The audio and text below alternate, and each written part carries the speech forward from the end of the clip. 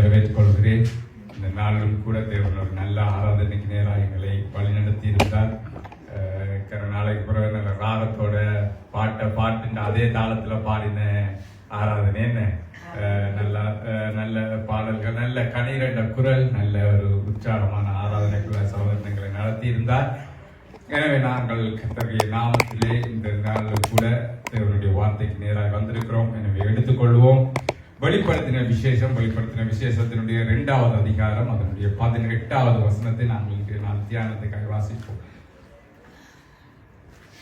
வெளிப்படுத்தல் 2ஆம் அதிகாரம் 18வது வசனம். எடுத்தவர்கள் வாசி. திமேத்திரியு சபையின் தூதனுக்கு நீ எழுத வேண்டியது என்னவெனில், அக்கினி ஜுவாலை போட்ட கண்களும் பிரகாசமான வெண்கலம் போட்ட பாதங்களுக்கு தேவகுமாரன் சொல்லுகிறதாவது. ஆமென். அன்பான தகப்பனே, அப்பா, இதோ இந்த வேளையிலும் ஆண்டவரே உங்களுடைய வார்த்தைக்கு நேராக எங்களுடைய ஆண்டவரே அப்பா தாழ்த்துகிறோம். சுவாமி கர்த்தாவே, இதோ நீர் என்ன பேச சித்தமாக இருக்கிறீரோ அதை எனக்கும் சபையாருக்கும் பிரயோஜனமாய் எடுத்து பேசும்படியாய் கர்த்தராகிய இயேசு கிறிஸ்து நாமத்தினால இந்த நாள் வார்த்தையை கொடுக்கிற ஆண்டவர் என்னையும் கேட்கிற சபையாரையும் ஒப்பு கொடுத்து மன்றாடி செபிக்கிறேன். ஜீவன் நல்ல தகப்பனே. ஆமென், ஆமென், ஆமென். சரி, ஓகே. நாங்கள் இன்றைக்கு வெளிப்படுத்தின விசேஷத்தினுடைய 2ஆம் அதிகாரம் 18வது வசனத்தை நாங்கள் தியானத்துக்கு ஆதாரமாக எடுத்திருந்தோம். இது ஒரு தொடர் தியானம். ஆனா ஒரு பெரிய கேப் வந்துட்டு என்ன 2 மாசத்துக்கு கிட்ட என்னன்னு சொன்னா பெரிய கடந்த மாசங்கள்ல கொண்டாட்டங்கள் இந்த மாசமா போனபடினால ஒரு பெரிய கேப் வந்துட்டுது. ஆனா உங்களுக்கு கொஞ்சம் ஞாபகம் இருக்க வேண்டி நினைக்கிறேன். நாங்கள் என்ன செய்தியை தொடர்ந்து தியானித்து கொண்டிருக்கிறோம்? சபைகளுக்கான இயேசுவின் செய்தி. அப்ப வெளிப்படுத்தின விசேஷம் அநேக விஷயங்களை குறித்து சொல்லுகிறது. எதிர்காலத்தில் நடக்க போகிறதான அநேக காரியங்களை குறித்து சொன்னாலும் அதுல எங்களுக்கு முக்கியமான செய்தி என்னன்னு சொன்னால், சபைக்கு முக்கியமானதும் சபைக்கு தேவையானதும் சபையின் காலத்துல நடக்க போறதுமான செய்தி இந்த சபைகளுக்கான 7 செய்தி மட்டும்தான். அதுக்கு பிறகு வெள்ளை குதிரை வந்துட்டு, மஞ்சள் குதிரை வந்துட்டு, பச்சை குதிரை வந்துட்டு மற்றவர்கள் சொன்னால் அதை குறித்து நாங்கள் அலட்டி கொள்ள தேவையில்லை. என்று சொன்னால் அவை எல்லாமே சபையின் காலத்துக்கு பிற்பட்டதான காரியங்கள். சும்மா சொல்லுவாங்க, எகிப்தில மஞ்சள் குதிரை வந்துச்சு, இங்க பச்சை குதிரை வந்துச்சுன்னு சொல்லி. ஆனால் அதுல எங்களுக்கு எந்த ஆவிக்குரிய காரியங்களை நாங்கள் பெற்றுக்கொள்ள போகிறது இல்லை. காரணம், வெளிப்படுத்தின விசேஷத்தினுடைய மிக்க பகுதிகள் அது பூமிக்குரிய காரியங்கள். நேரடியாய் நடக்க போகிற காரியங்களை யோவான் கண்டார். ஆனால் யோவானால என்னென்று சொல்லி அது தெரியாதபடினால அவர் தனக்கு தெரிந்த அளவில் எழுதி வைத்திருக்கிறார். அதை குறித்து நாங்கள் பெரிதாக தியானிக்க வேண்டிய காரியம் இல்லை. ஆனால் நமக்கு முக்கியமான காரியம் சபைகளுக்கு சொல்லப்பட்ட செய்தி. அப்ப அந்த சபைகளுக்கு கொடுக்கப்பட்ட செய்தியை நாங்கள் தொடர்ந்து தியானித்துக் கொண்டு வருகிறோம். அது மட்டுமல்ல, அந்த சபைகளின் செய்தியினுடைய அர்த்தம் என்னென்று சொன்னால், 7 சபைகளுக்கு கொடுக்கப்பட்ட செய்தி என்பதிலிருந்து நாங்கள் 3 காரியங்களை பார்த்து கொண்டோம். அதாவது முதலாவது, அது உண்மையிலேயே அந்த பகுதியில் அந்த சின்ன ஆசியான் அந்த காலத்தில் அழைக்கப்பட்ட இப்பொழுது துருக்கியில இருக்கிறதான அந்த 7 பட்டணங்களில் இருக்கிற சபைக்கு எழுதப்பட்ட செய்தி. அது மட்டுமல்ல, அந்த 7 சபைகளும் 7 சபையினுடைய காலகட்டங்களை பிரதிநிதித்துவப்படுத்துவதாக இருக்கிறது. அப்ப இன்றைக்கு இயேசு கிறிஸ்து மரித்து உயிர்த்தெழுந்து 5 நாளைக்கு பிறகு சபை தொடங்கிச்சு. 50 நாளைக்கு பெந்தகோஸ்தே வரப்போகுது. அப்ப பெந்தகோஸ்தே நாளில் உருவாகின முதல் சபையில இருந்து சபை எடுத்துக்கொள்ளப்படுவதாக இருக்கிற அந்த சபையினுடைய காலகட்டத்தை 7 வகையாக பிரித்திருக்கிறார்கள். அப்ப இந்த 7 சபைகளும் ஒவ்வொரு காலகட்டத்தை பிரதிநிதித்துவப்படுத்துகிறதா இருக்கிறது. அது மட்டுமல்ல, நாங்க பார்க்கிறோம் 7 என்பது வேதத்திலே முழுமையை குறிக்கும். 7 என்று சொல்லி நாங்க பார்த்தால் அது நிறைவை குறிக்கும். 7 சபைகள் என்று சொன்னால் எல்லா சபைகளுக்குமான செய்தி. ஆண்டவர் 7 சபைகளுக்கு மட்டுமே பெற்றுக்கொள்ள. அந்த காலத்துல எருசலேமில தான் பெரிய தேவாலயம் இருந்துச்சு. அதாவது எருசலேம் சபை தான் எல்லாவற்றுக்கும் முக்கியமானது. அது மட்டுமல்ல, புறஜாதிகளுடைய சபை எல்லாம் என்று சொல்லி அந்தியோகியாவில் இருந்துச்சு. அதுக்கு எல்லாம் அவர் எழுதாமல் என்னத்துக்காக அது இந்த 7 சபைகளும் என்று சொன்னால், இந்த 7 என்பது முழுமையை குறிக்கிறதா இருக்கிறபடினால 7 சபைகளின் செய்தி என்று சொல்லி நம்ம பார்க்கிறோம். இப்ப அதிலே நாங்க 3 சபைகளுடைய காலத்தை தியானித்து விட்டோம். இப்ப கேட்டா உங்களுக்கு எல்லாருமே முழுசி அடிப்பீங்களேன்னு சொன்னா ஒரு கிழமை கழிச்சு கேட்டாலே மறந்துடுவீங்க. முதலாவது நாங்க பார்த்தோம் எபேசு சபைக்கான செய்தி. எபேசு சபை அப்போஸ்தலர் கால திருச்சபைக்கு அடையாளமா இருக்கிறது. அதாவது அப்போஸ்தலர்கள் என்று சொன்னால் உங்களுக்கு தெரியும், இயேசுனுடைய சீசர்களாக இருந்தவர்கள் பேதுரு, யாக்கோபு, யோவான். அது மட்டுமில்ல நாங்க பார்க்கிறோம் புறஜாதிகளினுடைய அப்போஸ்தலனாய் அழைக்கப்பட்ட பவுலை குறித்து பார்க்கிறோம். அப்ப அவர்களுக்கான அந்த காலம், அவர்கள் ஊழியம் செய்த அந்த காலம், அதாவது கிறிஸ்துவுக்கு பின் சபை ஆரம்பிப்பட்டதிலிருந்து கிறிஸ்துவுக்கு பின் 100வது ஆண்டு வரைக்கும், 1வது நூற்றாண்டு சபை என்று சொல்லி நாங்கள் பார்க்கிறோம். அந்த சபைக்கான செய்தி தான் எபேசு சபை சுமந்து வந்த செய்தி. என்ன காரணம் என்று சொன்னால், எபேசு சபை அப்போஸ்தலர்கள் மரணம் அடைய ஆரம்பிக்கிறார்கள். அப்போஸ்தலர்களை ஒவ்வொருத்தராக ரோமானிய ராஜாக்கள் கொள்ளுகிறார்கள். அவர்கள் போன இடங்கள் எல்லாம் இரத்த சாட்சிகளாய் மறித்த போது இப்ப ஜனங்களுக்குள்ளே குழப்பம். அடுத்து என்ன நடக்கும்? அடே, பேதுருவை நம்பி இருந்தோம், பேதுருவுக்கு இப்படி ஆயிடுது. ஜோவான் தான் கடைசியாக உயிரோடு இருக்கிறார். இந்த புஸ்தகத்தை எழுதினவர் யோவானை தவிர மற்ற எல்லா அப்போஸ்தலர்களும் மரித்து விட்டார்கள். பவுல் மரித்து விட்டார். இப்படி எல்லாரும் மரித்த போது அவர்கள் திக்கி திகைத்து நிற்கிறார்கள். அப்ப இயேசு அவர்களுக்கு தன்னை எப்படி காண்பிக்கிறார் என்று சொன்னால், சபையின் மத்தியிலே நிற்கிறவராக காண்பிக்கிறார். அப்ப ஏன் சபையின் மத்தியிலே என்று சொன்னால், சபையினுடைய நாயகனாகிய நான் எங்கேயும் போகையில. இன்னைக்கு சபைகள் அதானே, அவர் விட்டுட்டு போயிட்டார், இவர் விட்டுட்டு போயிட்டார், ஐயோ இனி என்ன நடக்கும், அவர் தானே சபைக்கு கணக்க தசமவா வந்தவர், அவரே போயிட்டாரா, அவரா அந்த பிரதர் விட்டுட்டு அவர்த்தி சேர்த்து தானே சொல்லி கொண்டு இருந்தாங்களா, அவர் விட்டுட்டு போயிட்டாரா, இனி சேர்த்துக்கு என்ன நடக்க போகுது, அப்படியெல்லாம் நாங்களே கதைச்சிருக்கிறோம் இல்லையா? ஆனால் ஆண்டவர் சொல்லுகிற செய்தி என்று சொன்னால், சபையின் மத்தியில நான் இருக்கிறேன், சபையின் நாயகனாக நான் இருக்கிறபடினால சபைக்கு எதுவுமே நடக்காது என்று சொன்னால், சபையின் மத்தியில உலாவுகிறது என்று சொல்கிறார். அது மட்டுமல்ல, சபையினுடைய நல்ல காரியங்களை எல்லாம் அவர் பாராட்டுகிறார். பாராட்டி விட்டு அந்த சபையில இருக்கிற ஒரு குறியை சொல்லுகிறார். என்ன குறியாம எபேசு சபையில இருந்துச்சு? ஆதியிலே கொண்டிருந்த அன்பை விட்டா என்றும் பேரில் எனக்கு குறை உண்டு என்று சொல்லுகிறார். அதாவது ஆதி அன்பை விடுகிறதை தேவன் குறியாக பார்க்கிறார். அது மட்டுமல்ல, அதை விழுந்து போன நிலையாக தேவன் காண்கிறார். நீ என்ன நிலையிலிருந்து விழுந்தா என்பதை அறிய என்று சொல்கிறார். அப்ப நாங்க விழுந்து போனவர்கள் என்று சொன்னால், நாங்கள் யாரை நினைக்கிறோம்? சபையை விட்டு போனாக்களை நினைக்கிறோம். ஆனா பிரதர் கூட சொல்லியிருந்தார், ரட்சிக்கப்பட்டு சபையிலே இருப்போம், ஆனால் ஆண்டவரை விட்டு தூரமா இருப்போம். ஆண்டவர் சொல்கிறார், நீ எந்த நிலையிலிருந்து விழுந்து எந்த காரியத்தின் நிமித்தம் பின்னோக்கி போனாயோ அதை அறிந்து நீ திரும்பி என்னிடத்தில் வாண்டு சொல்கிறார். அப்படி வருகிறவர்களுக்கு எல்லாருக்கும், அவர் ஜெயம் கொள்ளுகிறவர்களுக்கு ஒவ்வொரு பரிசை அறிவிக்கிறார். அது மட்டுமல்ல, அப்ப என்ன பரிசு எபேசு சபைக்கு கொடுக்கப்பட்டுச்சு? ஜீவ விருட்சத்தின் கனியை கொடுப்பேன் என்று சொல்லுகிறார். இப்படியாக ஒரு பலனை அறிவிக்கிறார். அடுத்ததாக இரண்டாவதாக நாங்க பார்த்தோம், சிமிர்னா சபையை குறித்து பார்த்தோம். சிமிர்னா சபை எந்த சபைகளுக்கு அடையாளமா இருக்குது என்று சொன்னால், இரத்த சாட்சி சபைகள் அல்லது உபத்திரவ சபைகளுக்கு அடையாளமா இருக்கிறது. அப்ப இந்த கிறிஸ்துவுக்கு பின் 1ஆம் நூற்றாண்டில் இருந்து கிட்டத்தட்ட அப்போஸ்தலர்கள் காலத்திலையும் அதான் நடந்துச்சு. அது மட்டுமல்ல, கிறிஸ்துவுக்கு பின் 300வது ஆண்டு வரைக்குமான சபைகள் மிகுந்த உபத்திரவத்துக்குள்ள போனிச்சு. என்று சொன்னால், ரோமானிய ராஜாக்கள் என்ன சொன்னார்கள்? தாங்கள் தான் கடவுள், தங்களை வணங்க வேண்டும். அது மட்டுமல்ல, ரோமானிய கடவுள்களையும் நீங்கள் வணங்க வேண்டும் என்று சொல்லி சொன்னார்கள். ஆனால் உண்மையாய் ரட்சிக்கப்பட்ட கிறிஸ்தவர்கள் அதை ஏற்றுக்கொள்ள மறந்தார்கள். எங்களுக்கு இயேசு மட்டும்தான் கடவுள், அப்ப நாங்கள் இயேசுவை தவிர வேறு யாரையும் வணங்க மாட்டோம் என்று சொன்னபடினால அநேகரை அந்த ராஜாக்கள், அவர்களுடைய ஸ்தானாதிபதிகள், அவர்களுடைய போர்ச்சவர்கள், அப்படியாக எந்த இடத்துல எல்லாம் அவர்களுடைய ஆட்சி இருந்துச்சோ அந்த இடத்துல எல்லாம் அநேக கிறிஸ்தவர்களை கொன்று குவித்தார்கள். அந்த காலகட்ட சபைகளுக்கு இந்த சிமிர்னா அடையாளமா இருக்கிறது. அதனாலதான் ஆண்டவர் சொல்கிறார், உன்னுடைய பாடுகளை நான் அறிந்திருக்கிறேன் என்று சொல்லி சொல்கிறார். ஆண்டவர் எங்களுடைய பாடுகளை அறிந்திருக்கிறார். நாங்கள் படுகிற எல்லா பிரியாசங்களையும் எல்லா உபத்திரவங்களையும் அறிந்தவர்களாக இருக்கிறார்கள். இந்த சிமிர்னா சபையார் அவர்கள் ஒரு வசதியான பட்டணம் என்று சொன்னா, அவர்களுக்கு அந்த நிலத்துக்கு கீழே அவர்களுக்கு கிடைக்கிற அந்த பாறை, அந்த மண்ணையும் அந்த மரங்களிலே இருந்து கிடைக்கிற அந்த திரவங்களையும் வைத்து அவர்களால விலையேற பெற்ற அந்த தைலங்களை உருவாக்க முடியும். அதை கொண்டுதான் ஆலயங்களிலே பூஜைகளுக்கு பயன்படுத்துவார்கள். இப்படியாக வெளியேற பெற்ற அந்த காலத்திலே அந்த சிமிர் என்று சொல்லுவார்கள். அதனாலதான் அந்த பட்டணத்துக்கு சிமிர்னா பேரே வந்துச்சு. சிமிர் என்று சொல்லப்படுகிற அந்த விலை கூடின அந்த தைலத்தை அவர்களால இலவசமாவே உருவாக்க முடியும், அவர்களுடைய ஊர்ல இருந்து கிடைக்கிற அந்த பட்டணத்திலிருந்து கிடைக்கிற பொருட்களை கொண்டு.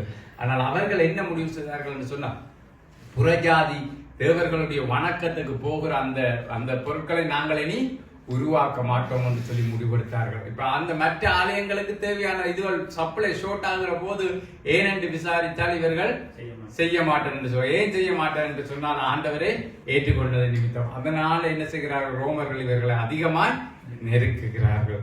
ஆனாலும் இவர்கள் தங்களுடைய விசுவாசத்திலிருந்து வழி விலகாமல் அந்த உபத்திரவத்துக்கு தங்களை ஒப்பு கொடுத்தபடினாலே தேவன் அந்த சபையை குறித்து ஒரு குறையும் சொல்லவில்லை என்று பார்க்கிறோம். அப்ப உபத்திரவங்களின் வழியாய் போகிறவர்களுடைய குறைகளை தேவன் காண்கிறது இல்லை. அப்ப சிமர்னா சபையில சின்ன சின்ன பிள்ளைகள் இருந்திருக்கலாம், இல்லாமல் இருக்காது. ஆனால் உபத்திரவத்தின் வழியாய் நெருக்கத்தின் வழியாய் போகிறவர்களுடைய அந்த பிள்ளைகளையும் கண்டு அதை குத்தி காட்ட ஆண்டவர் விரும்புகிறது இல்லை பிரியமானவர்களே. ஆனால் இன்றைக்கு சபை என்ன செய்யுது, வசதியா இருக்கிறவன ஒன்றும் சொல்ல மாட்டது. ஆனா பின்னால பார்க்கல, நாங்க வசதியா இருக்கிற சபைகளை தான் ஆண்டவர் போட்டு சம்மட்டி அடி அடிக்கிறார். ஆனால் யாராவது உபத்திரவத்துல நெருக்கத்துல இருக்கிறவனை தான் இன்றைக்கு என்ன செய்வாங்க, சபையில இருக்கிறவன் குற்றம் பிடிப்பான். இவனுக்கு அது இல்லை, அப்ப இவன் எங்கேயோ பாவம் செய்கிறான், இவனுக்கு இப்படி நடந்துட்டுதான் இவன் பாவம் செய்கிறான், இவனுக்கு பிள்ளை இருக்கு, கடவுள் இவனை கைவிட்டுட்டார், இவர்கள் சரியா இல்லை.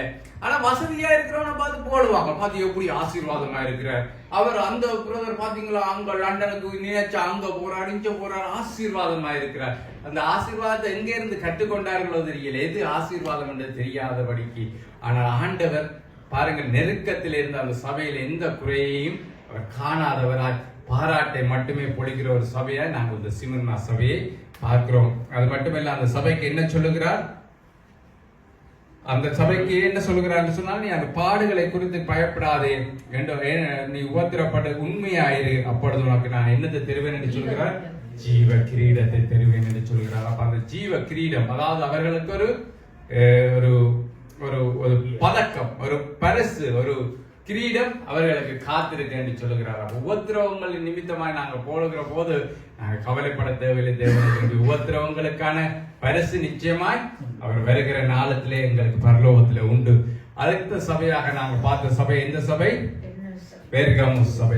பெர்கமு சபை எதற்கு அடையாளமா இருக்குது என்று சொன்னால், உலகத்தினுடைய காரியங்கள் சபைக்குள்ளே வந்து விட்டது. இப்ப இந்த உலகத்தினுடைய காரியங்கள் எப்ப வந்துச்சு என்று சொன்னால், கிறிஸ்துவுக்கு பின் 313ஆம் ஆண்டுக்கு பிறகு கொன்ஸ்டாந்து ராஜன் என்ன செய்தான் என்று சொன்னால், கிறிஸ்தவத்தை ஏற்றுக்கொண்ட போது அவன் என்ன செய்தான் என்று சொன்னால், இனி ரோம்க்கு அரச மதம் எது, கிறிஸ்தவ மதம். அதனால ரோமாபுரிக்கு உட்பட்ட எல்லாருமே என்ன செய்யணும், இனி கிறிஸ்தவர்களாய்த்தான் மாறணும், கிறிஸ்தவ கடவுளை மட்டும்தான் தொழுது கொள்ளணும், வேறு எந்த கடவுள்களும் இனி இல்லை என்று சொல்லி அறிவித்த போது அவர்களுக்கு, அந்த ஏற்றுக்கொண்ட ஜனங்களுக்கு இயேசு என்றாலே யார் என்று தெரியாது, கிறிஸ்து என்றால் யார் என்று தெரியாது. ஆனா என்னத்துக்காண்டி ஏற்றுக்கொண்டார்கள், ராஜ கட்டளை மீறினால் தண்டனை என்ற பயத்தினாலே ஏற்றுக்கொண்டார்கள். அப்ப அப்படி ஏற்றுக்கொண்ட ஜனங்கள் என்ன செய்தார்கள் என்று சொன்னால், வெறுமனே இயேசு என்ற பெயரை வைத்துக் கொண்டு தங்களுக்கு விருப்பமான, தாங்கள் முன்பு செய்த வழிபாடுகள், தாங்கள் முன்பு செய்த வழிமுறைகள் எல்லாத்தையும் என்ன செய்தார்கள், சபைக்குள்ள கொண்டு வந்தார்கள். அந்த மதத்தை நடத்தினவர்களாலேயும் அதை கட்டுப்படுத்த முடியல. ஏனென்று சொன்னால், இதை செய்யாதே என்று சொன்னால் அவர்கள் என்ன செய்தார்கள், கோச்சு கொண்டு போயிடுவாங்க. அப்ப என்ன செய்தாங்க என்று சொன்னால், இப்ப இலங்கையை நான் உதாரணத்துக்கு சொல்றேன், தேர்ல முதல் வேறு ஒரு கடவுளை வச்சு இழுத்திருப்பாங்க. இப்ப அவன் ரோமன் கத்தோலிக்கா மாறிட்டான். இப்ப என்ன செய்யறேன்னு தெரியாதபடினால ரோமன் கத்தோலிக்க அதிகாரம் என்ன சொல்லிச்சேன்னு சொன்னா, நீ இவ்வளவு நாளும் வேற கடவுளை வச்சு இழுத்தனி தானே, இனி மாதாவை வச்சுக்கிடு, இனி அவ மாதா மட்டுமா இழுக்கிறது, எங்களுக்கு கணக்கு கடவுள் இருந்துச்சு, சரி பரவாயில்ல, பவுளை வச்சிடு, பேதுருவை வச்சிடு, சூசியப்பரை வச்சிடு, அந்தோனியாரை வச்சிடு, யாரை இருந்தாலும் வச்சிடு, ஆனா அந்த பழைய அந்த கடவுள்களை வைக்காது என்று சொன்னிச்சு. அப்ப இது விளக்குது அவங்களுக்கு ஏன் இப்படி நடைமுறை வந்துச்சு என்று சொல்லி. இதுதான் உலகம் ஃபுல்லா நடந்துச்சு. ரோமர்களுடைய கடவுள்கள் உள்ளுக்குள்ள வந்துச்சு, கிரேக்கர்களுடைய கடவுள்கள் உள்ளுக்குள்ள வந்துச்சு, அப்படியா பாபிலோனியர்களுடைய கடவுள் உள்ள வந்துச்சு. அடுத்த சபையில நான் சொல்ல போறேன், பாபிலோனியர்களுடைய அந்த கடவுள் வழிபாடுகள் எப்படி சபைக்குள்ள வந்துச்சு. இப்படியாக வந்த போது சபைக்குள்ள உலகம் வந்துட்டு, உலகமும் சபையும் இரண்டா கலந்து எல்லாத்தையும் ஏற்றுக்கொள்கிறதா வந்த போது என்னது, உலகம் உள்ள வர வர வார்த்தை வெளியில போயிட்டு. அப்ப ரெண்டு காரியங்களை நான் உங்களுக்கு சொல்லியிருந்தேன். என்ன சொன்னா, உலகமும் வார்த்தையும் எதிரெதிராகத்தான் செயற்படும். நாங்க வார்த்தைக்கு அதிகமாக முக்கியத்துவம் கொடுக்கிற போது உலகத்தின் காரியங்களை நாங்கள் தள்ளுவோம். நாங்க உலகத்தின் காரியங்களை அதிகமாக ஏற்றுக்கொள்கிற போது வார்த்தையை தள்ளுவோம். அது ஆட்டோமேட்டிக்கா நடக்கும்.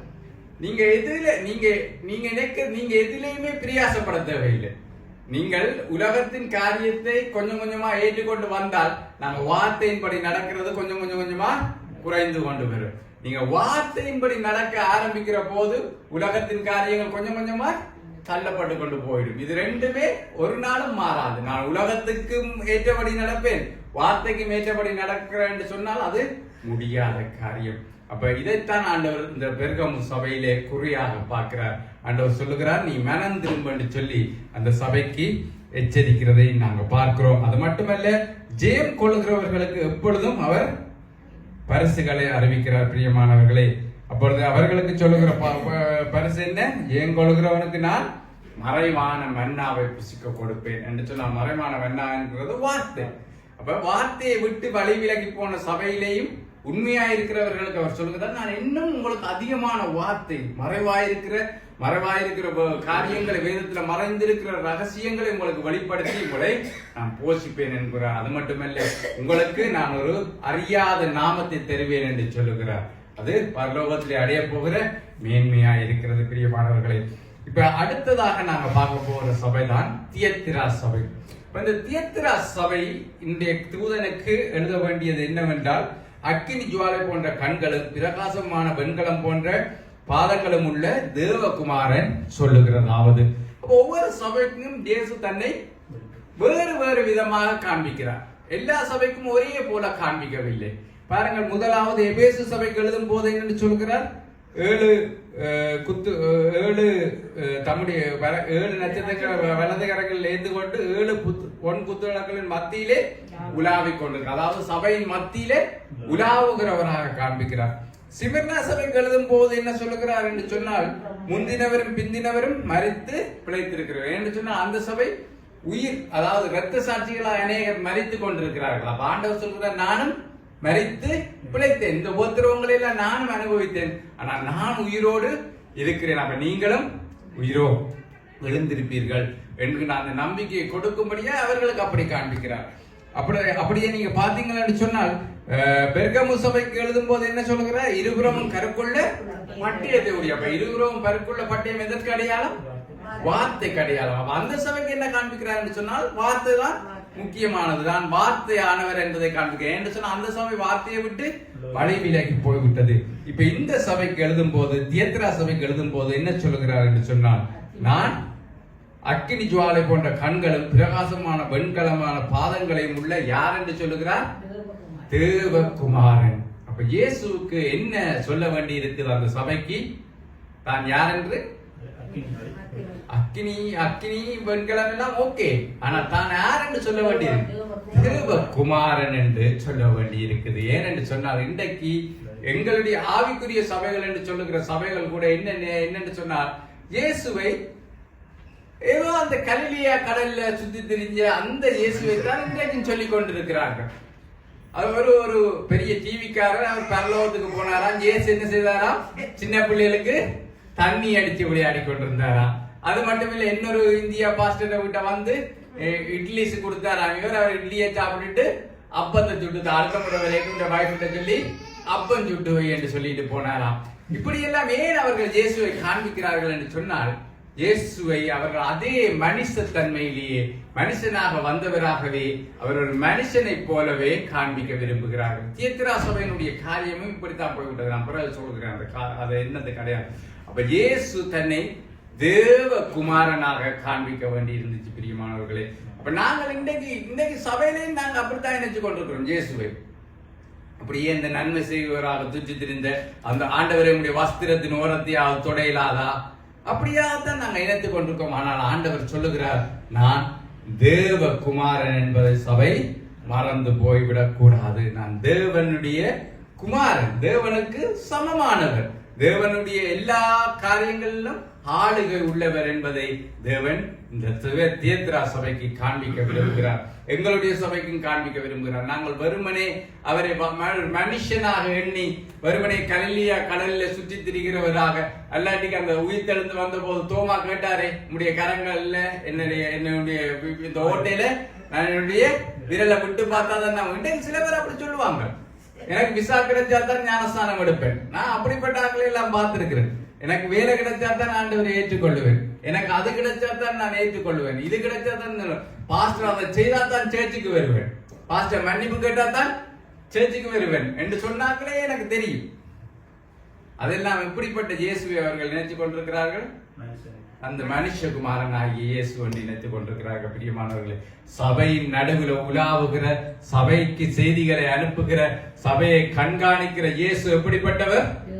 தேவகுமாரன். அந்த எண்ணம் எங்களுக்கு இருந்தா அந்த பயம் இருக்கும், அந்த நடுக்கத்தோட தேவ சமூகத்துக்கு வருவோம். சகோதரன் சொன்னது போல கரங்களை தட்டி பாடுன்னு சொன்னா நாங்கள் கரங்களை தட்டி பாடுவோம், பொய்யா பாட மாட்டோம். ஏன்னு சொன்னால் தேவகுமாரன் சபைகளின் நடுவிலே உலாவுகிறவராக இருக்கிறார். அப்ப ஆண்டவர் இந்த தியத்திரா சபைக்கு தன்னை தேவகுமாரனாக காண்பிக்க வேண்டி இருந்துச்சு. ஏன் என்று சொன்னால் தியத்திரா சபை எந்த காலகட்டத்துக்கு அடையாளம் என்று சொன்னால் இருண்ட காலகட்டம் என்று சொல்லப்படுகிற சபையினுடைய dark side of the church என்று சொல்ல, அதாவது சபையினுடைய இருண்ட காலம். சபை என்ன செய்துட்டு ஏன் இருள வேண்டி வரும்? ஏன் இருள் வருது? ஏன் புஷ்பராணி ஏன் பிரச்சனை? இருட்டேன் வேற ஒண்ணும் பாவம் இருந்தால இருள் வாரது. ஓகே, நான் கேட்கிறேன் சும்மா ஏன் இருட்டு இருளே வருது? வெளிச்சம் இல்ல, ஆண்டவர் இருள படைக்கல, வெளிச்சத்தை தான் ஆண்டவர் படைச்சார். வெளிச்சம் இல்லாம போனா இருட்டு வரும். அப்ப ஏன் சபையில இருண்ட காலம் என்று சொன்னா வெளிச்சம் இல்ல. அப்ப ஏன் எது வெளிச்சம்? தேவனுடைய வார்த்தை வெளிச்சம். அப்ப தேவனுடைய வார்த்தையாகிய வெளிச்சம் சபையில இருந்து இல்லாமல் போய்விட்டது. அதுதான் இந்த சபைகளில் இருந்த பிரச்சனை. இந்த தியத்திரா சபை இருண்ட காலத்துக்கு அடையாளமாக இருக்கிறது. தேவனுடைய வார்த்தை புறம்பே தள்ளி விட்டுச்சு. ஏன் தேவனுடைய வார்த்தை புறம்பே போக வேண்டும் என்று சொன்னால் 3 காரியங்கள் இந்த பெரிதான பிழையா இருந்துச்சு இந்த இருண்ட காலத்துல. இது எந்த காலத்துக்கு அடையாளம் என்று சொன்னால் கிறிஸ்துவுக்கு பின் 600ஆம் ஆண்டுகள்ல இருந்து கிறிஸ்துவுக்கு பின் 1500 வரைக்குமான காலகட்டங்களில் சபை இப்படித்தான் இயங்கிக் கொண்டிருந்துச்சு, இருண்ட காலமாய் இருந்துச்சு என்று சொல்லி வேத ஆராய்ச்சியாளர்கள் சொல்கிறார்கள். அதுல முதலாவது காரியம் என்னன்னு சொன்னால் ரோமன் கத்தோலிக்க திருச்சபை என்றுதான் சொல்லி ஆகணும் என்று சொன்னா அவர்கள் தான் அந்த காலத்துல திருச்சபையா இருந்தவர்கள்.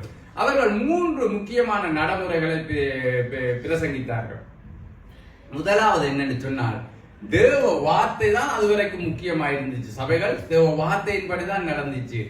முதலாவது அவர்கள் என்ன சொன்னார்கள் என்று சொன்னால் ஆனால் ரோமன் கத்தோலிக்கத்தினுடைய நடைமுறையை பார்த்தீங்கன்னு சொன்னா வார்த்தைக்கும் அவர்களுடைய நடைமுறைக்கும் சம்பந்தம் இருக்காது. பாதர் பிரசங்கிக்கிறதுக்கும் பாதர் செய்கிற பூசைக்கும் சம்பந்தமே இருக்காது. அங்க நடக்கிற நடைமுறைகளுக்கு அங்க இருக்கிற விக்கிரகங்களுக்கு எதுக்குமே சம்பந்தம் இருக்காது. அப்ப இந்த கேள்வி ஜனங்களுக்குள்ள வந்துட்டுது, ஏன் வார்த்தை இப்படி இருக்குது ஆனால் நீங்கள் இப்படி சொல்றீங்களன்னு சொல்லி. அப்ப அவர்கள் முதலாவது அவர்கள் பிரேரப்படுத்தின நடைமுறை என்னன்னு சொன்னா தேவ வார்த்தை எப்படிப்பட்டதோ அதற்கு கொஞ்சமும் குறைவில்லாதது இந்த ரோமன் கத்தோலிக்க திருச்சபையினுடைய நடைமுறை. அப்ப நீங்க வார்த்தையின்படி நடைமுறையை ஒரு நாளும் கேள்வி கேட்க கூடாது. எப்படி வார்த்தையை கேள்வி கேட்க மாட்டீங்களோ அந்த மாதிரி நடைமுறையையும் கேள்வி கேட்க கூடாது. அடுத்தது அவர்கள் தந்திரமாக ஒரு காரியத்தை செய்தார்கள். என்னன்னு சொன்னார், நீ வேதத்தை வாசிக்கிறபடியா தான் நடைமுறைக்கும் வேதத்துக்கும் கேள்வி கேட்கிற, அதனால இனி உங்களுடைய எல்லாருடைய பாசையிலும் வேதம் இருக்காது, தனிய லத்தீனில மட்டும்தான் வேதம் இருக்கும். அதுவும் வேதம் எல்லாருடைய கரங்கள்ல இருக்காது. யாருடைய கரங்கள்ல மட்டும் வேதம் இருக்கும்? யார்? அவர்களுடைய அருளுரையாளர்களோ அவர்களுடைய அந்த பாதருடைய கரத்துல தான் வேதம் இருக்கும். அதுவும் லத்தீனில மட்டும்தான் இருக்கும். அதை மட்டும்தான் அவர்கள் போதிக்க முடியும், அதன்படி மட்டும்தான் அவர்கள் செய்ய முடியும் என்று சொல்லி வேதத்தை என்ன செய்து விட்டார்கள்? மூடி விட்டார்கள். சபையினுடைய நடைமுறையை அதற்கு மேலாக உயர்த்தி வைத்தார்கள். 2வது காரியம் அவர்கள் என்ன செய்தார்கள் என்று சொன்னால் மரியாளை தேவ மாதாவாக அறிவித்தார்கள். ஏன்னு சொன்னால் உலகத்தினுடைய எல்லா மதங்களிலேயும் 3 இது இருந்துச்சு. பிதா கடவுள், குமாரன் கடவுள், தாயாகிய கடவுள். அப்ப இந்த கிறிஸ்தவத்திலேயும் பிதா குமாரன் இருக்குது. ஏதோ ஒரு வழியில சொல்லிக் கொள்ளலாம். பிதாவும் குமாரனும் ஒன்றாய் இருக்கிறார்கள். ஆனா அப்படி இருந்தாலும் கூட பிதா குமாரன் என்று சொல்லுகிறதுக்கு உண்டு. ஆனால் இங்க யார் இல்லை? தேவ தாய் இல்லை. அப்ப தேவ தாய் இல்லாதது இந்த வார்த்தையை அறியாமல் சட்டத்தின்படி உள்ள வந்தவர்களுக்கு எல்லாம் ஒரு கேள்வியான பொம்பளை கடவுள் இல்லையே, இந்த மதத்துல ஒரு பெண் தெய்வம் இல்லையே என்று சொன்னா உலகம் முழுவதும் பெண் தெய்வம் வழிபாடு இருந்து வந்துச்சு. அப்ப இதை நிவர்த்தி செய்யும்படியா இவர்கள் என்ன சொன்னார்களே, நீ மாதா யார், மரியாள் யார், கண்ணி அந்த இயேசுவை பெற்றெடுத்த மரியாள், இயேசு தேவன் தானே, அப்ப தேவனை பெற்றெடுத்த மரியாளும் தேவத்தாய் தான், அதனால அவாவை நீ தேவ தாயாக நாங்கள் நமஸ்கரிக்கலாம் என்று சொல்லி ஒரு சட்டத்தை பிரயோகித்தார்கள். அது மட்டுமல்ல, முக்கியமானது மூன்றாவது ஒரு பயங்கரமான கட்டளை தான் போப்பினுடைய அதிகாரம். அதாவது போப் யார் என்று சொன்னால் அவர் தெய்வ தந்தை, தேவ தந்தை என்று சொல்லி அவருக்கு அதிகாரங்கள் கொடுக்கப்பட்டுச்சு. அதை எப்படி சொன்னார்கள் என்று சொன்னால், ஆண்டவர் பேதுருவுக்கு சொன்னார் இல்லையா, பரலோகத்தின் திறவுகோலை உனக்கு கொடுப்பேன் என்று சொல்லி, அந்த திறவுகோல் என்னது வழி வழியாக ஒவ்வொரு பேதுருவிடத்தில் இருந்த ஒரு ஆளுக்கு இன்னொரு ஆளுக்கு அப்படி வந்து அது ஒவ்வொன்றும் யாருடைய கரத்துல இருக்காம இப்ப போப்பினுடைய கரத்துல. அப்ப ஒரு போப் மாதிரி இன்னொரு போப் வருகிறார் என்றால் என்ன அர்த்தம் சொன்னா, அந்த பரலோகத்தின் திறவுகோல் இந்த போப்பிட்ட இருந்து அந்த போப்பிட்ட வருது என்று சொல்லி இப்படியாக இந்த போப்பினுடைய அதிகாரங்கள் வந்துச்சு. உங்களுக்கு ஹிஸ்டரியில சொல்ல போனால் அதெல்லாம் ஒரு பயங்கரமான காலகட்டங்கள், அதை நாங்கள் விளங்கப்படுத்த இயலாது. அது ஒரு டார்க் சைட். அதாவது அதனால அவர்கள் உலகத்துல செய்த காரியங்கள், சபைகளுக்குள்ள செய்த காரியங்கள் எல்லாமே வேதம் எங்கேயோ போயிட்டுது, நடைமுறைகள் பெரிதாக வந்துட்டு. அப்ப இப்படிப்பட்ட காலத்துக்கு தான் இந்த தியத்திரா சபை அடையாளம். அப்ப நாங்கள் என்ன சொல்லுகிறோம், ரோமன் கத்தோலிக்க ஏன் சொல்ல வேண்டியிருக்கிறோம்னா அது அந்த காலப்பகுதியில இருந்த சபை என்றபடியா. ஆனா இன்றைக்கு ஆவிக்குரிய சபைகள் என்று சொல்லுகிற எங்களுடைய சபைகளிலும் இதே காரியங்கள் தான். மாதாவை கும்பிடுறது இல்லை அதொண்டு.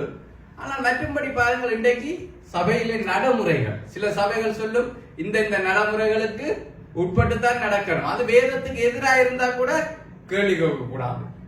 சில சபைகள்ல பாஸ்டர் வேதத்துக்கு எதிராக இருந்தா கூட கேள்வி கேட்க கூடாதுவாங்க. உடனே அந்த இதை தூக்கி கொண்டு வந்துருவாங்க, மோசே எதிர்த்து கேள்வி கேட்டுச்சுன்னா, மோசேனுடைய தனிப்பட்ட வாழ்க்கை அது, அதிலே அது வேற காரியங்கள்.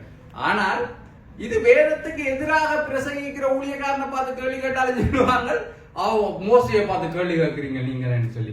சில சபைகள்லயும் அந்த இன்றைக்கு நடைமுறைகளை என்ன செய்யக்கூடாது, மீறக்கூடாது என்கிற சட்டங்கள் உண்டு. பிரியமா ஆவிக்குரிய சபைகள்லயே இருக்கு, இந்த நடைமுறையை மீறக்கூடாது, இந்த காரியங்களை மீறக்கூடாது என்று சொல்லி.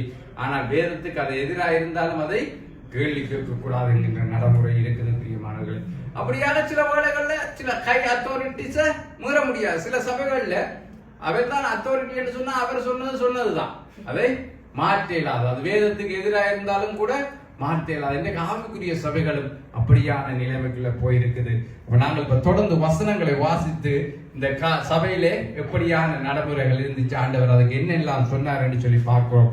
19வது வசனத்துல சொல்லுகிறார் நல்ல காரியங்கள். அந்த சபையில இருக்கிற முதலாவது ஆண்டவருடைய நல்ல பண்பு இந்த நல்ல காரியங்களை சொல்லுவார். என்ன சொல்கிறார், உன் கிரியைகளையும் உன் அன்பையும் உன் ஊழியத்தையும் உன் விசுவாசத்தையும் உன் பொறுமையையும் நீ முன்பு செய்த கிரியைகளிலும் பின்பு செய்த கிரியைகள் அதிகமாயிருக்கிறதையும் அறிந்திருக்கிறேன். நல்ல காரியங்களை குறித்து சொல்லுகிறார். அதாவது அந்த சபையில பாருங்க ஒரு நல்ல பண்பு இருக்குன்னு சொன்னால், அவர்கள் முன்பு செய்த கிரியையிலும் பின்பு செய்த கிரியை அதிகமாயிருக்கிறார். அப்ப அவர்களுடைய முன்னான காரியங்களிலும் பின்னான காரியங்கள் நல்லாக இருந்தாலும் ஆண்டவர் என்ன சொல்கிறார் 20வது வசனத்துல, ஆகிலும் முன்பேரில் எனக்கு குறையுண்டு, என்னவெனில் தன்னைத்தானே தீர்க்கதி என்று சொல்லுகிற ஜெசபேல் எனும் ஸ்திரியானவள் என்னுடைய ஊழியக்காரர் வேசித்தனம் பண்ணவும் விக்கிரகங்களுக்கு படைத்தவளை புசிக்கவும் அவர்களுக்கு போதித்து அவர்களை வஞ்சிக்கும்படி நீ அவளுக்கு இடம் கொடுக்கிறாய் என்று சொல்லுகிறார். அடுத்த வசனத்திலே, அவள் மனம் திரும்பும்படியாய் அவளுக்கு தவணை கொடுத்தேன், தன் வேசி மார்க்கத்தை விட்டு மனம் திரும்ப அவளுக்கு விருப்பம் இல்லை. அப்ப இது என்ன, ஜெசபேலை குறித்து உங்களுக்கு தெரியும். ஆகாப் என்பவனுடைய ராஜாவுக்கு மனைவியா இருந்த ஒரு பெண். இந்த ஜெசபேலுடைய காரியம், அவள் ஜெசபேல் என்கின்ற ஒரு ஆவியினாலே பிடிக்கப்பட்டாள். ஜெசபேல் என்கின்றது ஒரு மிக கொடிதான பிசாசனுடைய ஒரு ஆவியா இருக்கிறது, ஒரு பிசாசா இருக்கிறது. அது சபைகளுக்குள்ளே தெரியாது. ஜெசபேலினுடைய ஆவியை குறித்து பேச இப்ப எனக்கு நேரம் இல்லை. அது சபைகளுக்குள்ளே கிரியை செய்கிற ஒரு பொல்லாத ஆவி. அந்த ஆவியினுடைய கிரியை என்ன செய்திருக்கிறார் இந்த சபையில, அது செய்யறதுக்கு அந்த சபையார் என்ன செய்திருக்கிறார், பரிபூர்ணமா இந்த ஆவிக்கு இடம் கொடுத்து விட்டாரு. பரிசுத்த ஆவியானவருக்கு இடம் கொடாமல் பிசாசனுடைய அந்த ஜெசபேலுடைய ஆவி அந்த சபையில செயற்பட அந்த சபை இடம் கொடுத்து.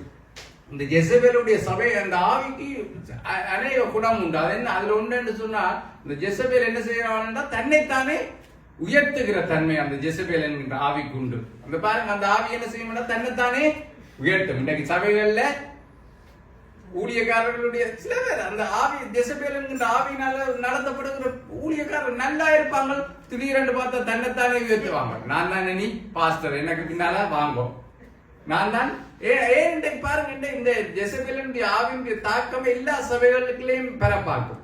தன்னைத்தானே உயர்த்துவார்கள். ஏன் நான் அவரை விட குறைஞ்சு போடணும். இப்ப நான் எனக்கு நானும் இருக்கிறோம், நாளை நினைவு இருக்கேன். இப்ப எனக்குள்ள ஜெசபேலின் ஆவியுடைய தாக்கம் வந்தா நான் என்ன சொல்லுவேன்? ஏன் நான் என்ன தனவையை நல்ல நிர்ணயம் விட கீழோ, நான் நல்ல நிர்ணயம் மூப்பர், நானும் தான் சொல்லுவேன், நானும் 10 வருஷமா இருக்கிறேன் தானே சபையில என்று சொல்லி நான் சொல்ல வலிக்கிட்டேன் என்று சொன்னால், எனக்குள்ள அந்த ஜெசபேலுடைய ஆவியை நான் செயற்பட விடுகிறவனா இருக்கிறேன். அது மட்டுமல்ல, இந்த ஜெசபேலுடைய ஆவி இன்னொரு விதமாக செயற்படும். ஒரு பொய்யான தாழ்மை. சில பேரை ஊழியத்துக்கு கூப்பிட்டு பாருங்க, ஐயோ நானும் ஒரு புழு, ஒரு பூச்சி, வேதங்களை புழு பூச்சி என்றா சொல்லி பொய்யான தாழ்மை, தேவையில்லாத தாழ்மை. அதுவும் ஜெசபேலுடைய ஆவியினுடைய அடையாளம். இந்த ஜெசபேலுடைய ஆவி பல பல விதங்களாக சபைகள்ல செயற்படுகிற ஒரு ஆவியா இருக்கிறதா. அந்த ஆவிக்கு நாங்கள் இடம் கொடுக்க கூடாது என்று சொல்லி பார்க்கிறோம். அந்த ஆவிக்கு இடம் கொடுக்கிற என்ன சொல்றது? அதான் வேசி மார்க்கம் என்று சொல்றது. அதாவது ஆண்டவருடைய வழியில் இருந்து எங்களை விலக செய்கிறதா இருக்கிறது. அப்ப நாங்கள் மிகுந்த எச்சரிக்கையா இருக்கோம். இந்த ஆவிக்கு விரோதமாய் செயற்படுகிறதற்கு நாங்கள் ஆயத்தமா இருக்கோம். பிரியமானவர்களே, இப்படிப்பட்ட ஆவியினால நடத்தப்படுகிறவர் வந்து உங்களையும் அழைப்பார்கள். பாஸ்டர் சரிப்பட்டு வர மாட்டார், ரெடி, நாங்கள் தனிய போவோம், நீங்கள் எங்களோட வாங்க சொல்லி. அப்ப அதான் அவருடைய பிள்ளைகள் என்று சொல்லப்படுகிறது. யார் பிள்ளைகள்? இதுக்கு பின்னால போவாங்க. சபைகள் எல்லாமே பிரிஞ்சு போகுது. அவன் பிரிஞ்சு போறதே பரிசுத்த ஆவியானவர்கிட்ட அழைப்பிலே இல்லை, ஜெசபேலின் அழைப்பில. அவனுக்கு பின்னால போற பிள்ளைகளும் இருக்கு.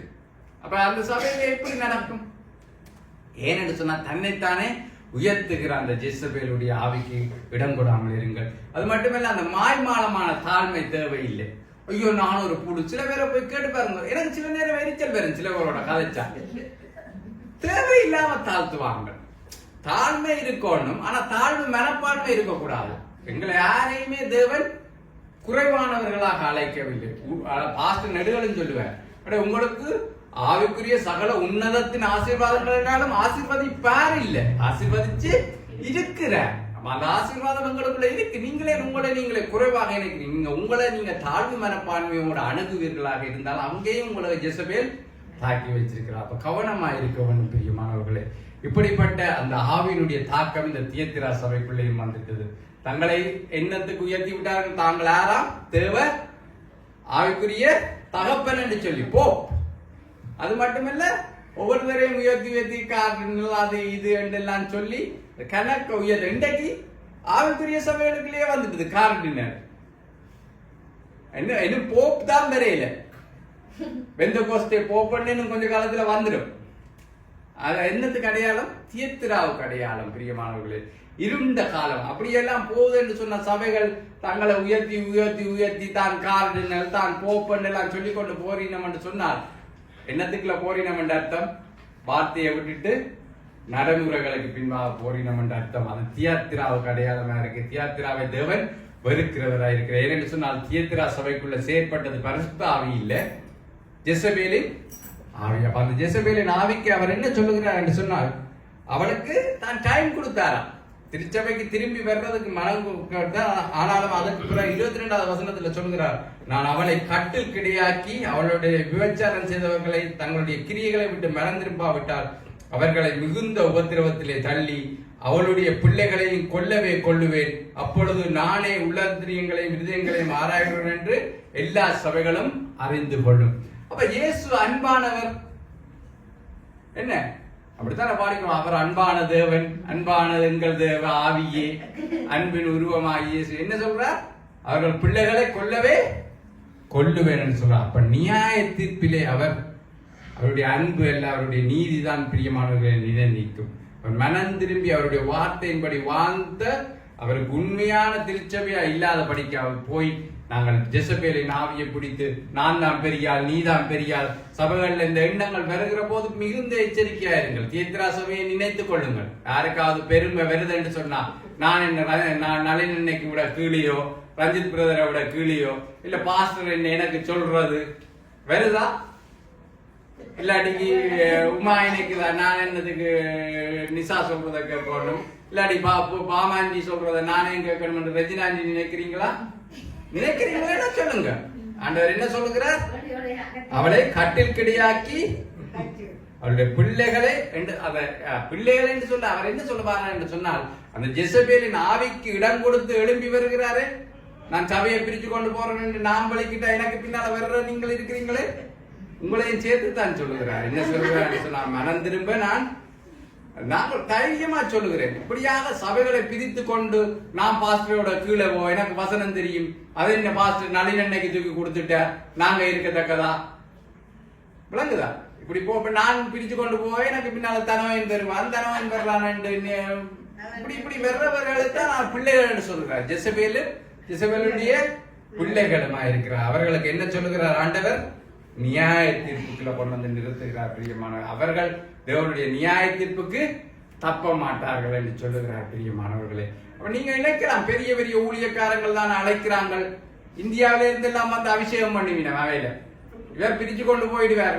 நல்ல சபையை பிரிச்சு கொண்டு நல்ல ஊழியக்காரனை பிரிச்சு அவரை மனநோம் அடிச்சு போட்டு இவர் புதுச்சபை தொடங்குவார். அவர் அபிஷேகம் பண்றதுக்கா இந்தியாவில இருந்து ஒரு பிள்ளையாம் பெறுவார் வந்து அபிஷேகம் பண்ணுவார். உடனே அந்த பெரிய ஊழியக்காரனை வந்து அபிஷேகம் பண்ணியிருக்காருண்டா இது திறஞ்சபை தானு சொல்ல ஆண்டவருடைய எச்சரிப்பை கேட்கிறீங்களா பிரியமானவர்களே?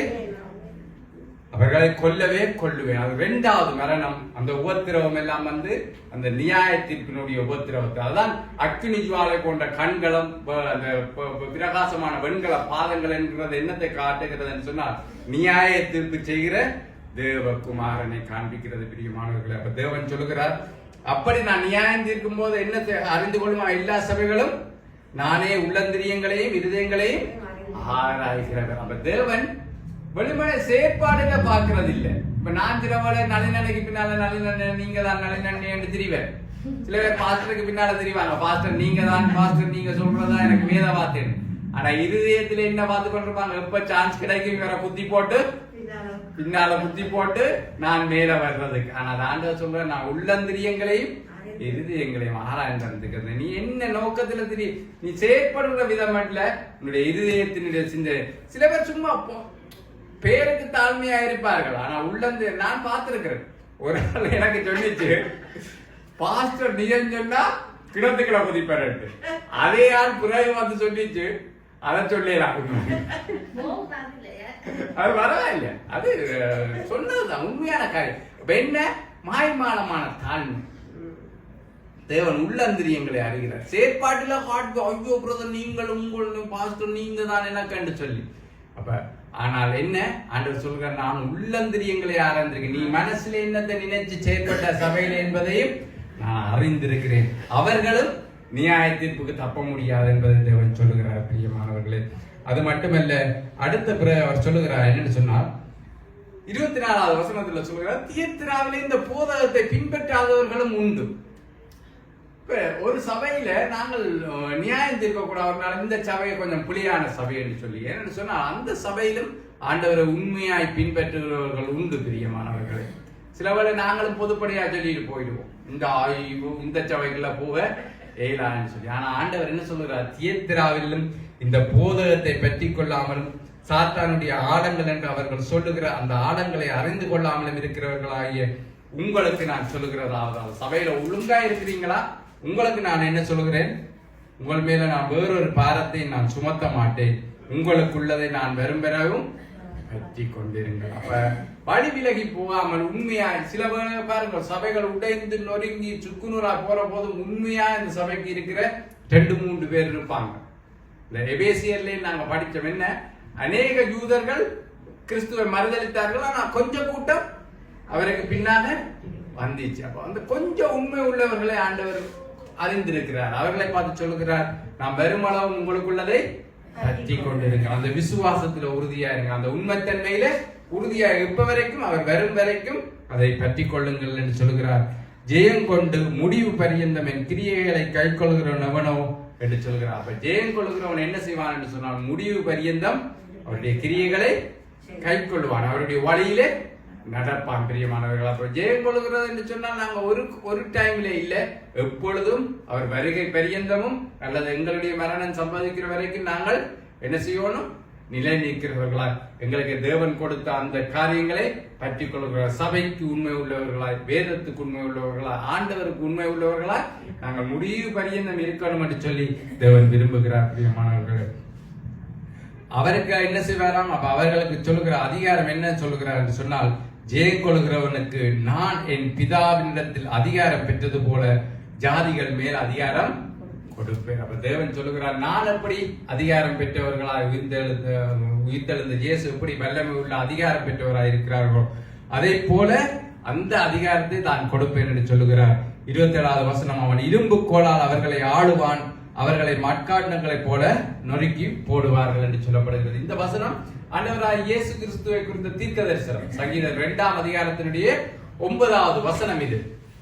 அவர்களை இரும்பு கோலால் அரசாண்டு மண்கலத்தை போல நொறுக்கி போடுவார். இப்ப ஆண்டவர் என்ன சொல்றாரு சொன்னா, ஜெயம் கொள்ளுகிற சபைக்கும் தான் அதே அதிகாரத்தை கொடுப்பேன் என்று சொல்லுகிறார். ஆளுகையை தான் எப்படிப்பட்ட ஆளுகையை வைத்திருந்தாரோ அதே ஆளுகையை கொடுப்பார் என்று சொல்லுகிறார். 28வது வசனம், விடிவள்ளி நட்சத்திரத்தையும் அவனுக்கு கொடுப்பேன். அப்ப இந்த விடிவள்ளி நட்சத்திரம் என்கிற பேர் யாருக்கு கொடுக்கப்பட்டுச்சு? யாருக்கு? சாத்தானுக்கு. லூசிபர் என்று சொல்லுகிறோம். சாத்தானுடைய பேர் லூசிபர். லூசிபர் என்ற பேருடைய அர்த்தம் என்று சொன்னால் விடிவள்ளி நட்சத்திரம். நாங்கள் ஏசாயா 14:12 வாசிச்சோம் என்று சொன்னால், ஏசாயா 14:12 நான் வாசிக்கிறேன். ஏசாயா 14:12 நான் வாசிக்கிறேன். அதிகாலியின் மகனாகிய விடிவள்ளியே, நீ வானத்திலிருந்து விழுந்தாயே, ஜாதிகளை ஈனப்படுத்தினவனே, நீ தரையில் விழ வெட்டப்பட்டாய். அதிகாலையின் மகனாகிய விடிவள்ளி என்கின்ற அந்த பேர், அந்த விடிவள்ளி நட்சத்திரம் என்கிற பேரை லூசிபருக்கு கொடுக்கப்பட்டுச்சு, இந்த சாத்தானுக்கு கொடுக்கப்பட்டுச்சு. இப்ப ஆண்டவர் என்ன சொல்லுகிறார்? விடிவள்ளி நட்சத்திரத்தை யாருக்கு கொடுப்பேனா? ஏன் கொள்ளுகிற சபைக்கு கொடுப்பேன் என்று சொல்லுகிறார். பிரியமானவர்கள், வேற அறிஞர்கள் என்ன சொல்கிறார் சொன்னால், பரலோகத்திலிருந்து தாழ்த்தப்பட்டார்களே, தூதர்கள் தள்ளப்பட்டார்களே, பிசாசும் அவனோடு சேர்ந்த கூட்டமும், அந்த ஸ்தானம் யாருக்கு கொடுக்கப்படும்? சபைக்கு கொடுக்கப்படும். அந்த விடிவெளி நட்சத்திரம் என்கிற அந்த ஸ்தானம் சபை, அந்த ஸ்தானம் மட்டுமில்லை, அந்த ஸ்தானமும் கொடுக்கப்படும் என்று சொன்னா 7 சபைகளுக்கும் அவர் 7 நன்மையான ஆசீர்வாதங்களை சொல்லுகிறார். அதுல ஒன்று விடிவெள்ளி நட்சத்திரத்தையும் கொடுப்பேன். அவர் இழந்து போன பிசாசின் ஸ்தானம், அவர்கள் என்ன செய்தார்கள்? பரலோகத்தில துதிக்கிற தேவனை துதிக்கிற கூட்டமாய் இருந்தார்கள். துதியின் அந்த சேனையா இருந்ததுதான் பிசாசின் அந்த சேனை, தள்ளப்பட்ட சேனை. அந்த ஸ்தானமும் யாருக்கு கொடுக்கப்படும்? சபைக்கு கொடுக்கப்படும். சில பேர் இப்படி சொல்லுவார்கள், பிசாசினுடைய இடத்து, அந்த விழுந்து போன தூதர்களுடைய இடத்துக்கு தான் அவர் மனுஷர்களை கொண்டு போகிறார்கள் என்று. அந்த இடத்துக்கும் கொண்டு போகிறார். அந்த ஸ்தானமும் எங்களுக்கு கொடுக்கப்படும். அதை விட மேலான ஆசீர்வாதங்களும் எங்களுக்கு கொடுக்கப்படுது என்று சொன்னால், சபை ஆண்டவருக்கு கொடுக்கப்படுகிற உன்னதமான ஆசீர்வாதங்களை அனுபவிக்கிறதா இருக்கிறதா? விடிவெளி நட்சத்திரத்தையும் உங்களுக்கு கொடுப்பேன் என்று சொல்லுகிறார். அது மட்டுமல்ல, 28வது வசனம் தான் அந்த சபையை குறித்த கடைசி வசனம். என்ன? ஆவியானவர் சபைகளுக்கு சொல்லுகிறதை காதுள்ளவன் கேட்கிறவன். நம்ம எல்லா சபைகளுக்குரிய செய்தியும் அப்படித்தான் முடியும். ஆவியானவர் சபைகளுக்கு சொல்லுகிறதை காதுள்ளவன் கேட்க கடவன் என்று சொல்லி, அப்ப அதனுடைய அர்த்தம் என்னன்னு சொன்னால், தனிய தியேத்திரா சபைக்கு மட்டுமல்ல, ஆவியானவர் அந்த செய்தியை எல்லா சபைகளுக்கும் அறிவிக்கிறார். அந்த செய்திகளை கேட்கிறவர்களுக்கு காதுள்ளவன், காதிருக்கிற எல்லாருக்கும் இந்த செய்தி வருகிறது. பிரியமானவர்களை, அப்ப நாங்கள் மிகுந்த எச்சரிக்கையா இருக்க வேண்டும். என்று சொன்னால், இருண்ட காலம், அதாவது சபைகள் இருளுக்குள்ள போகுது என்ற என்ன அர்த்தம் என்று சொன்னால், சபை வார்த்தையை விட்டு தூரமாய் போயிட்டது. இன்றைக்கு ஆவிக்குரிய சபைகள் என்று சொல்லுகிற சபைகளும் தேவனுடைய வார்த்தைகளை விட்டு தூரமாய் போயிருக்குது. பாருங்கள், இன்றைக்கு இந்த பாட்டு பாடி ஆடி லைட் போட்டு என்ன நடைமுறைகள், அதே நடைமுறைகளுக்கு பின்னால சபையை கூட்டி கொண்டு போறார்கள். நீ டான்ஸ் ஆடு, விசில் அடி. இன்றைக்கு ஒரு இந்தியாவில் மதுரையில் ஒரு ஜஸ்டினோ அவருடைய சேர்ச்ச பாருங்க, சினிமாவுடைய காரியங்களை எல்லாம் உள்ளவர், சினிமா பாட்டை எல்லாம் பாடுவார். சினிமா பாட்டு எல்லாம் பாடி அது உன்னத பாட்டு இந்த வசனத்தோட ஒத்து போகுதுண்டுவ, அந்த வசனத்தோட ஒத்து போகுதுண்டுவ. அப்படி இந்தியாவில் பெரிய சேட்டியல் எல்லாம் நடக்குது. இருண்ட காலம் என்ன? தேவனுடைய வார்த்தையை வெளியே தள்ளிட்டு மற்றதைகளை எல்லாத்தையும் கொண்டு வந்து நடைமுறைகளை எல்லாத்தையும் கொண்டு வந்து பெரிதாக காட்டுகிற திருச்சபையினுடைய காலமாக இருக்கிறது. ஒரு ஆவிக்குரிய திருச்சபைகளுக்குள்ளேயும் அது வந்து விட்டபடினால நாங்கள் மிகுந்த எச்சரிக்கையா இருக்க வேண்டும். அதெல்லாம் அலங்காரமான ஆராதனைகளா தோணுது. இன்றைக்கு வாலிப பிள்ளைகளுக்கெல்லாம் அது பிடிச்சிருக்கு. அப்படி ஆராதிச்சா என்னன்னு சொல்லி கேள்வி கேட்கிறார்கள். என்ன பழைய அதே மாதிரி ஆராதிக்கணும், பழைய நடைமுறைகளை பின்பற்றணும், புதுசான நடைமுறைகள். அதான் அந்த ஒரு பாட்டுக்காரன் சொன்னார், பழைய தான் புதிய திராட்சரசம். அதனால பழைய துருத்திகளை விட்டா பழைய துருத்தி என்ன செய்யுமா, கிழிஞ்சு போயிடுமா. அதனால நீங்க எல்லாத்தையும் புதுசா மாத்துங்க, புதிய நடைமுறைகளை கொண்டு வாங்க சபைக்குள்ளே என்று சொல்லி அதே தேவன் அருவருக்கிறார் என்று சொல்லி பார்க்கிறோம். தியத்திராவை தேவன் என்ன சொல்லுகிறார்? அதனுடைய அந்த அந்த ஜெசபேலுடைய ஆவிக்கு ஒப்பு கொடுக்கிற சபைகளை தேவன் வெறுக்கிறார் என்று சொல்லி பார்க்கிறோம். அவர்களை நியாய தீர்ப்புக்கு நேராக கொண்டு வந்து தேவன் நிறுத்துகிறார் என்று சொல்லி பார்க்கிறோம். பிரியமானவர்கள், மிகுந்த எச்சரிக்கையா இருக்கணும். தேவன் அன்பா இருக்கிறார், அன்பா இருக்கிறார், அன்பா இருக்கிறார் என்று சொல்லிக்கொண்டு நீங்கள் உங்களுடைய இஷ்டத்துக்கு எல்லாம் நான் செய்கிறதை செய்வேன், தேவன் அன்பாகவே இருக்கிறார் என்று சொல்லிக் கொண்டிருந்தீங்கள் என்று சொன்னால் உங்களை தேவன் நிறுத்த போகிற இடம் நியாய தீர்ப்பின் ஸ்தானமாக இருக்கும். தேவன் அன்பாக இருக்கிறார். ஆண்டவரை நான் உமக்கு உண்மையாக இருப்பேன், நீ பெருமளவும் நீ தந்ததை நான் பற்றி கொண்டிருப்பேன் என்று சொன்னால் தேவன் எங்கே கொண்டே நிறுத்த போகிறார்? எங்களை பரலோகத்தின் மேன்மையான ஆசீர்வாதத்தில் கொண்டு நிறுத்துவார். எப்படி தான் பெற்ற அதிகாரத்தை எங்களுக்கும் கொடுப்பேன் என்று சொல்லுவார். அதைத்தான் பவுலும் சொன்னார். அவர் எப்படி சுதந்திரவாளியோ அதே போல எங்களையும் சுதந்திரவாளிகளாக அழைத்திருக்கிறார் என்று சொல்லி ரோமர்ல உறுதியாக எழுதுகிறார் பவுல். பிரியமானவர்களே, இப்ப இயேசு எப்படியான மேன்மையை பெற்றுக்கொண்டாரோ பவுல் தெளிவா சொல்லுகிறார். நாங்கள் இப்ப இப்படி இருக்கிறோம், வருங்காலத்துல எப்படி இருப்போம் என்று தெரியாது. ஆனால் இயேசுவை நாங்கள் அவர் இருக்கிறது போலவே தரிசிக்கிறபடினால நாங்களும் அவரை போல இருப்போம் என்று சொல்லி சொல்லுகிறார். பாஸ்டர் வடிவா சொல்லுவார், நாங்கள் இயேசுவினுடைய சரீரமாக அழைக்கப்பட்டிருக்கிறோம் என்று சொல்லுவார். அப்ப நாங்கள் மிகுந்த ஆசீர்வாதத்தை பெற அழைக்கப்பட்டவர்கள். தேவையில்லாம இந்த உலக பெருமைகள், உலகத்தினுடைய நடைமுறைகளுக்கு இடம் கொடுத்து, ஜெசபேலின் ஆவிக்கு இடம் கொடுத்து, அப்படிப்பட்டவர்களுக்கு பின்னாக இந்த கவர்ச்சிகரமான ஊழியங்களுக்கு பின்னாக போய் நாங்கள் மேன்மையை இழந்து நியாய தீர்ப்புக்கு நேராக போகாதபடிக்கு மிகுந்த எச்சரிக்கையா இருப்போம். தேவன் சபையிலே ராஜரீகம் பண்ணுகிறார். எழுந்திருப்போம். ஆமென்.